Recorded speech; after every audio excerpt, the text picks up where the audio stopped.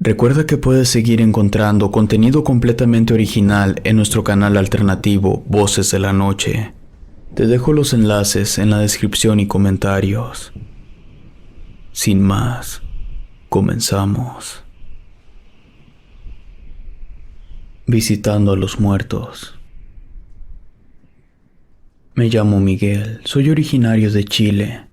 Mis padres se conocieron gracias a un festival internacional de la canción de Viña del Mar. Mi padre era guardia y mi madre iba en el staff de un artista, no recuerdo el nombre. Mis padres no eran simpatizantes de Pinochet y fue por eso que yo crecí en México.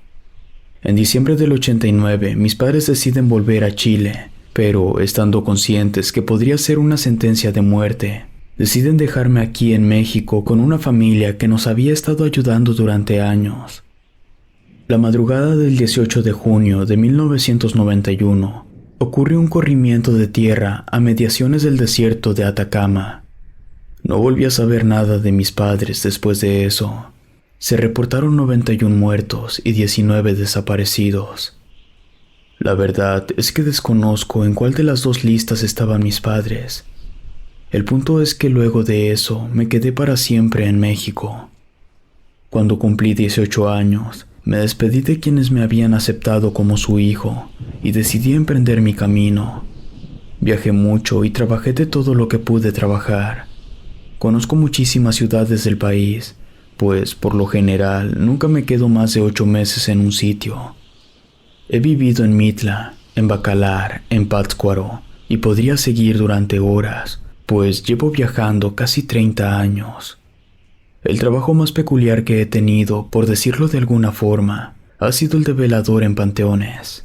La primera vez que trabajé en un panteón fue en San Andrés de Mixquitic, que es una delegación de Tláhuac.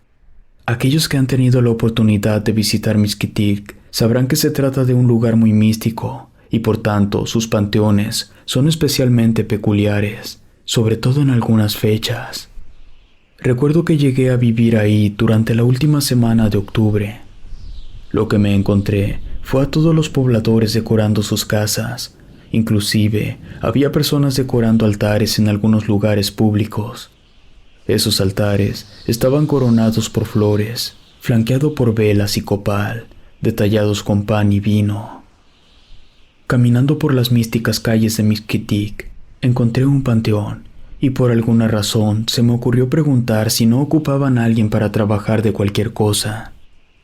El hombre que me atendió me dijo que unos días antes había renunciado el velador, pues lo habían asustado durante la noche.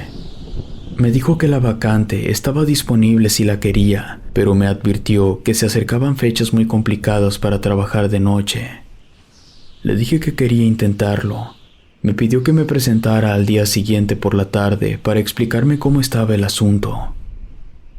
Al día siguiente, cuando llegué al panteón, había cientos de personas dentro. Todos estaban decorando las tumbas. Parecía que estaban preparando una fiesta. Ese cementerio estaba lleno de vida. Entonces noté un detalle que me impactó mucho. Todas las personas estaban dejando cráneos sobre las tumbas. Hablando con las personas, me dijeron que todos los preparativos que estaban haciendo era porque en unos días iba a comenzar el culto a los muertos para iluminar el camino que les permitiría entrar de regreso al mundo de los vivos. Todo eso sonaba demasiado extraño, y por supuesto que conozco las tradiciones mexicanas, pero las cosas que vi ahí parecían más rituales que tradiciones.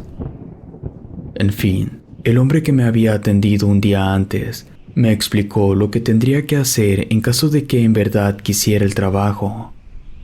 Le dije la verdad, que solo estaría algunos meses y luego me iría de la ciudad. Él dijo que no había problema, que por lo general las personas no duraban mucho en ese tipo de trabajos. Me quedé toda la noche. La verdad es que había tantas velas en el panteón que era imposible tener miedo. Todo estaba bastante bien iluminado. La mañana siguiente, al terminar mi turno, mientras caminaba hacia la casita que estaba rentando, pude ver caminos de pétalos y velas. Resulta que ese camino debe ser seguido por los muertos para poder llegar del panteón hasta el altar de sus familiares. Insisto, aquello parecía de otro mundo. Dormí todo el día y al atardecer fui a trabajar de nuevo. Una vez más, el cementerio estaba a reventar de gente.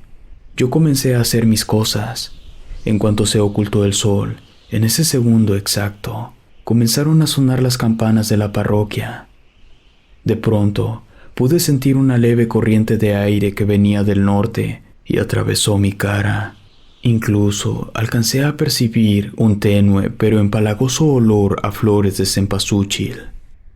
Supongo que esa era la señal de que los muertos ya habían cruzado a nuestro mundo o alguna cosa de esas. Caminando por el cementerio, noté que había una tumba que no estaba decorada. Se veía descuidada y sentada sobre la tumba había una persona completamente vestida de negro. No alcanzaba a verle el rostro. Quise acercarme un poco, ya que yo sentía que esa persona contrastaba mucho con el ambiente de fiesta que había en el lugar. De pronto, la persona se levantó. Era bastante delgada y peculiarmente alta. La negra túnica que vestía impedía ver sus manos y sus pies.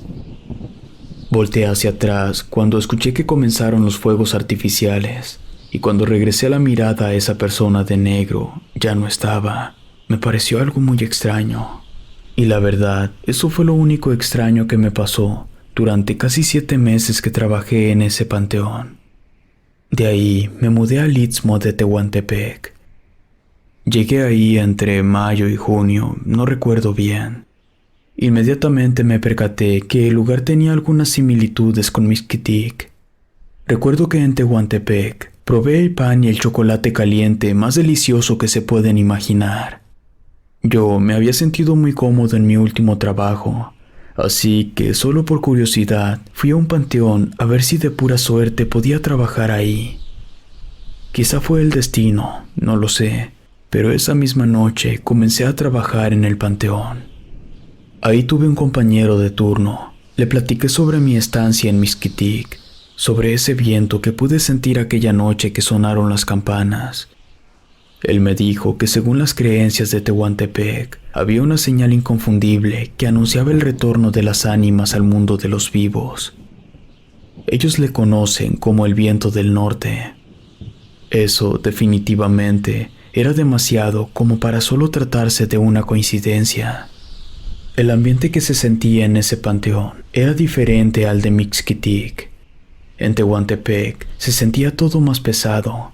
Hasta el aire que se respiraba era diferente. No podría explicarlo con palabras, pero era una sensación densa, extraña.